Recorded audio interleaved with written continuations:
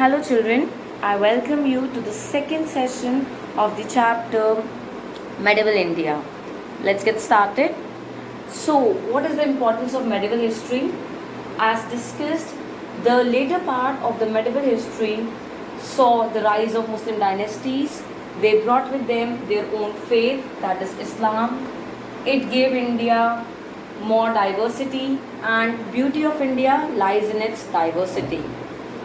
So, rise of Muslim dynasties, emergence of Islam, culture got enriched. I have discussed this point a number of times. I also gave the example of biryani in the classes. So, I told you how Indian culture got enriched.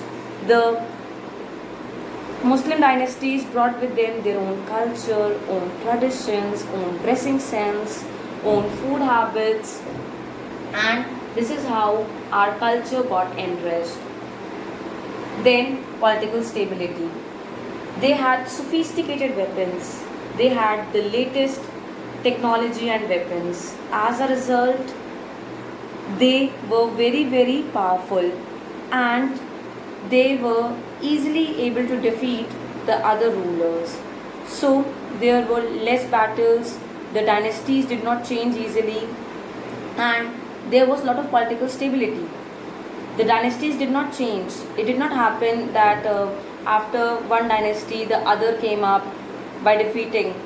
So it brought lot of stability, and whenever there is political stability, the country, the state eventually progresses in all aspects. It becomes prosperous.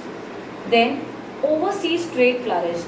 Actually, the Turks, the Afghans, they all came to India because earlier they were in contact with India through overseas trade, and then they got to know about the prosperity of India, and so they had that strong urge to capture India. So they came to India because they were already in contact with India, and through contact only they came to know about the richness of the country. When they established their kingdoms in India, they kept their trade contacts with their home countries, and they also maintained contacts, trade contacts with the other countries to earn money. Then, of course, art and architecture flourished during this period. For example, Shah Jahan got Taj Mahal built. It's one of the seven wonders of the world. They also developed miniature paintings. That means paintings, however, not very grand, but in small forms. So, this is about the importance of medieval India. Let's see the importance again. Rise of Muslim dynasties, which led to emergence of Islam. Our culture got enriched. Political stability, which brought overall development. Overseas trade flourished. Art and architecture flourished during this period. Now, let's discuss about the sources of history. Now, the sources of history. We have archaeological sources and literary sources. Archaeological sources include objects, 3D things. For example, monuments. Monuments were made in large number during this period. For example, Taj Mahal, Thanjavur Temple, Red Fort, and more. Then coins. Coins always had the name of the dynasty. Sometimes the reign, the year was printed. Then about the king, the picture of the king, the metal which was used. All this gives us a lot of information about the reign, about the medieval India. So coins of that period play a very important role. They tell us about the dynasty, about the king, about the reign, REIGN. Then numismatics is the study of coins, and numismatist is a person who studies coins. This is important. Numismatics is the study of coins, and a person who studies coins is known as numismatist. Then artifacts. Artifacts are the objects like pottery, jewelry, all tools, all these give a lot of information about the medieval period. Inscriptions. See, inscription means something in writing. However, that writing is engraved on a 3D thing. For example, the walls, or for example, the clay tablets, the walls of the temples, rock pillars, etc. Since something is engraved on a 3D figure, so rather than classifying it as literary source, we classify it as archaeological source. Inscriptions are archaeological sources only because the things are written on a 3D figure. Then the study of inscriptions is known as epigraphy, and a person who studies inscriptions is known as epigraphist. So the study of inscriptions is known as epigraphy. Inscriptions give us a lot of information about the dynasty, about the king, about the social beliefs at that point of time, and more. Then let's discuss about the literary sources. Literary sources include something written on the bark of the tree, or something written on a piece of paper, on sheep leather, right? So let's see the travelogues, biographies, autobiographies. What do they tell us about the medieval period? Travelogues played a very important role. The people who visited India wrote about their experiences and observations. Al-Biruni came from Central Asia and wrote Kitab fi Tehqiq Mal al-Hind, also known as Tariq al-Hind. Then Ibn Battuta, who came from Morocco, wrote Rihla.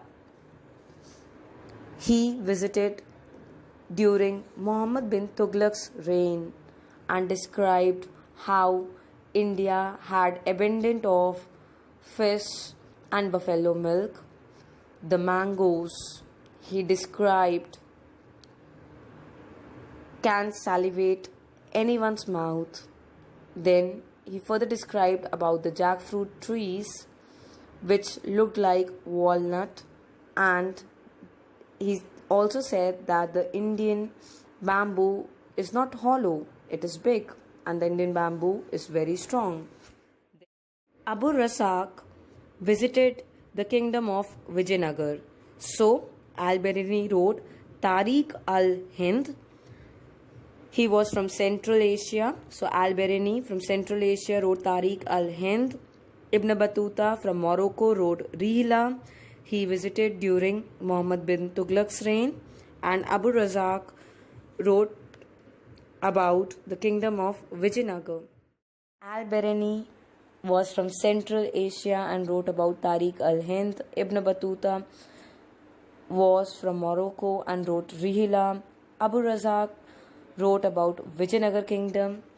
The chronicles are the written records of events arranged in the order in which they happened. Raj Tarangini was written by Kalhana, it's all about Kashmir. Tariq-e Firoz Shahi by Ziauddin Barani is about Firoz Shah Tughlaq. Tariq-e Firoz Shahi by Ziauddin Barani is about Firoz Shah Tughlaq. Tariq-e Ferishta by Ferishta is about Delhi Sultanate. Khazainul Futuh and Tughlaqnama by Amir Khusrau tell about Tughlaq dynasty and Khilji dynasty. So, Raj Tarangini by Kalhana, all about Kashmir. Tariq-e Firoz Shahi about Firoz Shah Tughlaq by Ziauddin Barani. Tariq-e Ferishta by Ferishta about Delhi Sultanate. Khazainul Futuh and Tughlaqnama by Amir Khusrau, all about Khiljis and Tughlaqs. Now, what are autobiographies? Autobiographies are basically the self-written accounts of the individuals. So, if someone writes about his or her own life, then it's known as autobiography. And Biography is when someone else writes about your life. So, autobiography is the story of person's life written by the person himself or herself. Now, Futuhat-e Firozshahi is written by Firoz Shah Tughlaq. It's about him only. So, Futuhat-e Firozshahi talks about Firoz Shah Tughlaq. It's written by him. While Tariq-e Firozshahi was written by Ziauddin Barani, it was also about the reign of Firoz Shah Tughlaq only. So, Tariq-e Firozshahi was written by Ziauddin Barani. But Futuhat-e Firozshahi was written by Firoz Shah Tughlaq. Babarnama, written by Babur. Tuzuk-e Jahangiri, written by Emperor Jahangir. So, Futuhat-e Firozshahi, an autobiography by Firoz Shah Tughlaq. Babarnama by Babur. Tuzuk-e Jahangiri by Emperor Jahangir. Now, biographies. Prithviraj Raso by Chand Bardai, all about Prithviraj Chauhan. Humayun-nama by Gulbadan Begum. Akbarnama by Abul Fazl, about Akbar. Tariq-e Sher Shahi by Abbas Sherwani, about Sher Shah Suri. So, Prithviraj Raso by Chand Bardai. Humayun-nama written by Gulbadan Begum. Akbarnama by Abul Fazl. Tariq-e Sher Shahi by Abbas Sherwani.